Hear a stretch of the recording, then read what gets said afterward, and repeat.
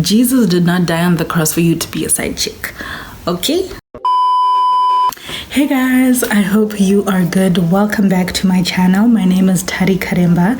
So today's video is going to be something a little bit different. We're going to have a little girl talk chit chat, and these are just topics that have come up on Twitter, conversations with friends, and just, you know, girl talk questions that I always see popping up. So I'm going to share my opinion. Obviously my opinion is not the only opinion. It's not, you know, everyone's opinion or whatever. To each their own. I'm just telling you what I think, okay? So thank you so much for tuning in. Remember to comment, like, and subscribe.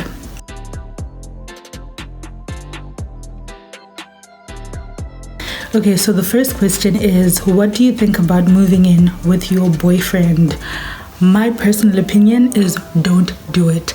Don't do it. Don't do it. Don't do it. Like, that for me is just one of those situations where it's like, don't do it.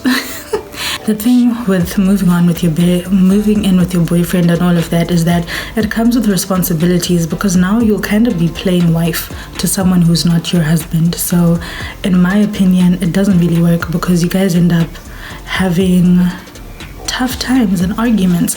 But obviously it's different. Like, some people move in with their person and it works out perfectly, no problems, all of that. But nah, I just think I wouldn't want to do that, especially just because a lot of guys have so many expectations. Like, all of a sudden now, you know, you have to make sure that you do his laundry, you make sure you've cooked for him every day, all of that stuff. And it's like, I'm not your wife, bro. Like, I'm not your wife. So, you know, when do it becomes appropriate, okay? When do it becomes? So yeah, no, my opinion is don't do it.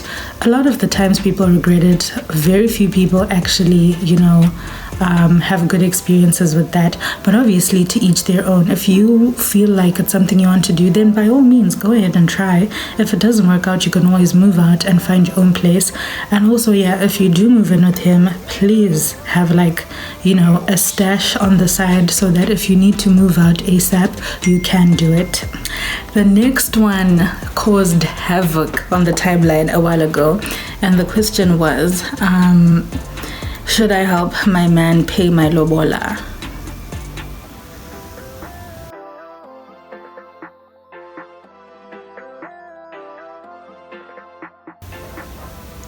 Why?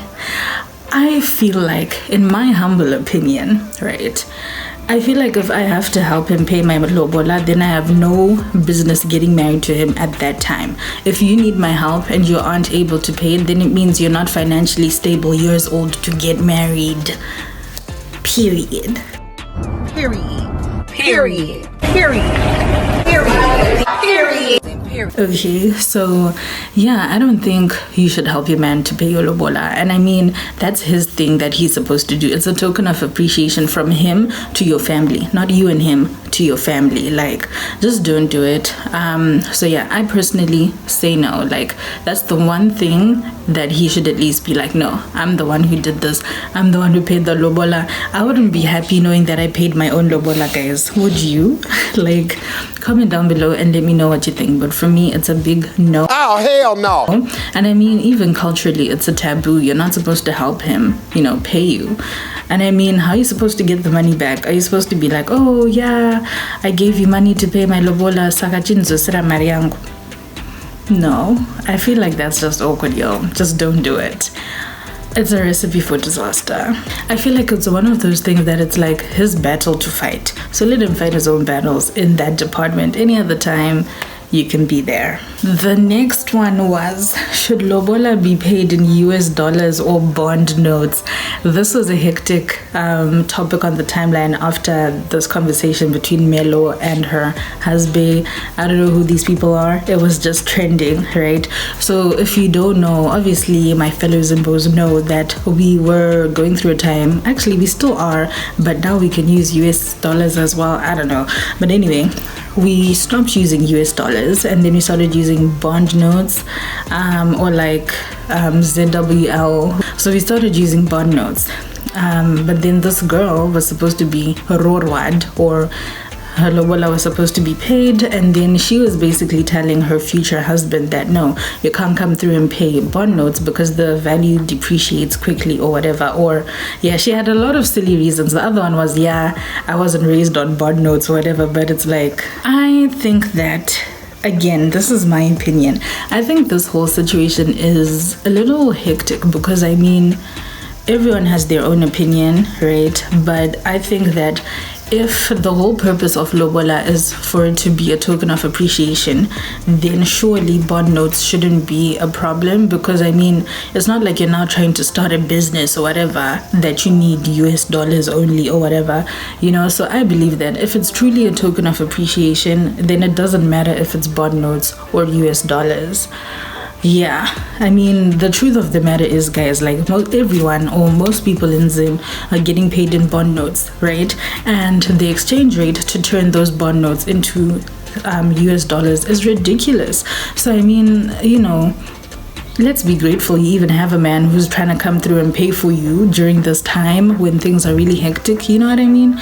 So that's what I think. I think, you know, it doesn't matter because Lobola is supposed to be a token of appreciation.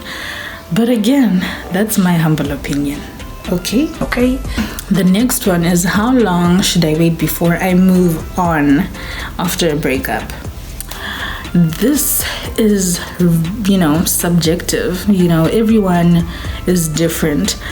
And I feel like circumstances differ, because you have situations where, you know, the relationship hasn't ended, but you've checked out of the relationship mentally, you know, and you've already gone through your bleeding, feeling sad, dealing with your heartbreak, and now you're fine. So, I mean, if that's how things ended and you move on tomorrow after breaking up with someone today, then I mean, do you, sweetie, okay?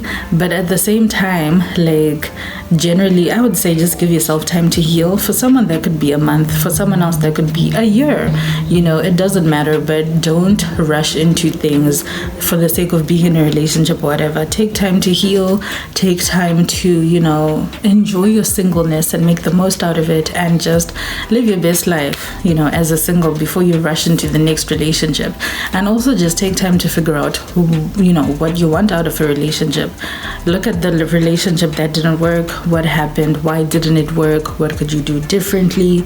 You know, things like that before you just go into another relationship. Because sometimes I feel like we jump from relationship to relationship and we just break our own hearts in the process. So just take some time out for yourself. Figure out what you need, what you don't need. Heal, spend time with you, and yeah, there's no rush. There's really no rush in the world. So take your time, sweetie, okay? Take your time. Man has a female best friend. What should I do? Well,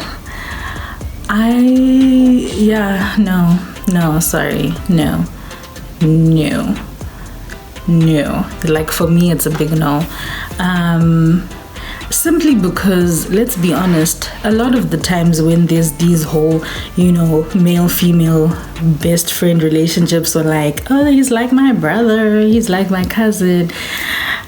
It's very, very rare for that to actually be the situation. A lot of the time, there's always, you know, a whole deeper underlying issue there, or maybe they vibed before, or they had a thing before, or one was rejected by the other, or there's secret underlying feelings.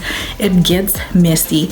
So that's why I just decide no. But obviously, I'm not just gonna tell, you know, my next boyfriend that, you can't have a female best friend. Like, I think I need to suss it out first, because there are times where you see that this person is, you know, into my man, and they're just here being a friend because they can't have anything else right now, but they're waiting for the next opportunity to pounce. And then there are times when you'll see that actually it's not that deep. She's genuinely a friend. So I think, you know, check out the vibe, weigh out your options, and then obviously if it's something you're not comfortable with, then have a conversation with your partner or your boyfriend and let them know that, your relationship with this person makes me feel uncomfortable for XYZ reasons.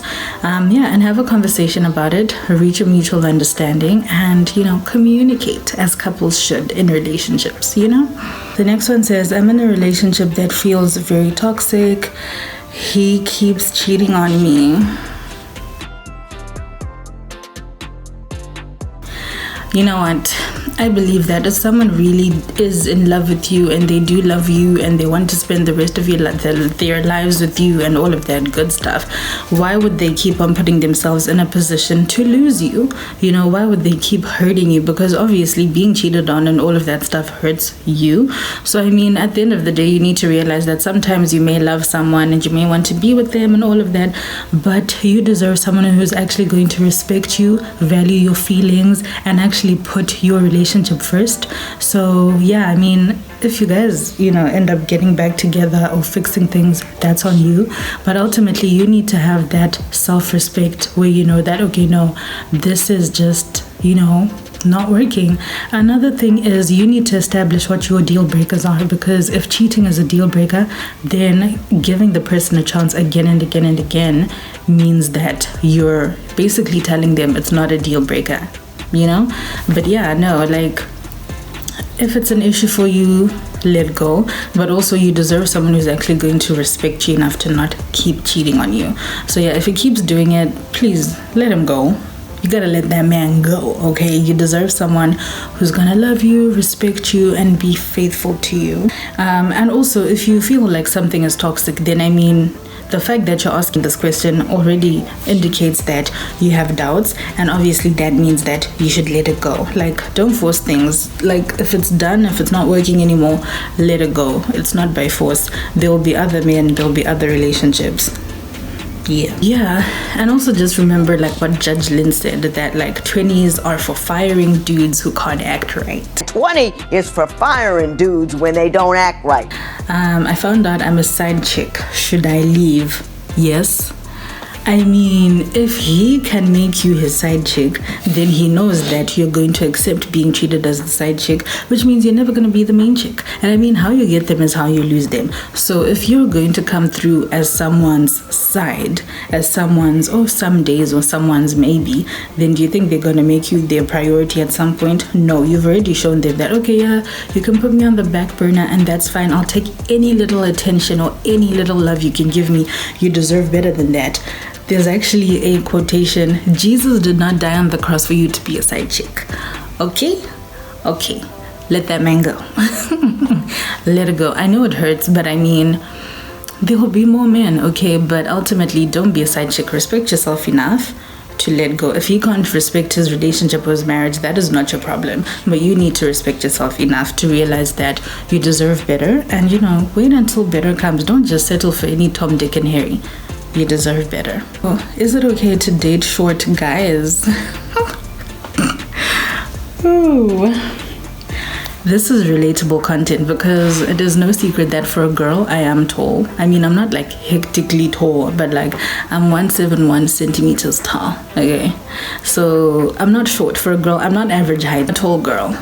Especially for a girl, I'm tall. So I mean, this is a question I've asked myself many times, but I would say to each their own. Some people think dating a guy who's shorter than them is not that deep. For other people, it's a really serious situation. So you just need to know what you're comfortable with. If it's okay with you, then by all means, you know, you're not dating him because he's tall or short. I'm sure there are other reasons for it.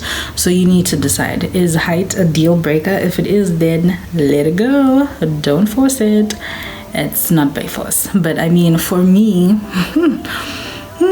I do prefer someone who's at least my height or a bit taller. But I mean, being a tall girl when, you know, a lot of guys aren't that much taller than you, you don't have options, yo. So yeah, figure it out for yourself. If it's okay with you, then okay, sweetie. Okay. If not, then let that man go. Okay guys, so those were my girl talk, you know, topics for today. Comment down below and let me know what you think, especially the Lobola ones. I think those are actually quite interesting. But yeah, thank you so much for tuning in, and remember to comment, like, and subscribe.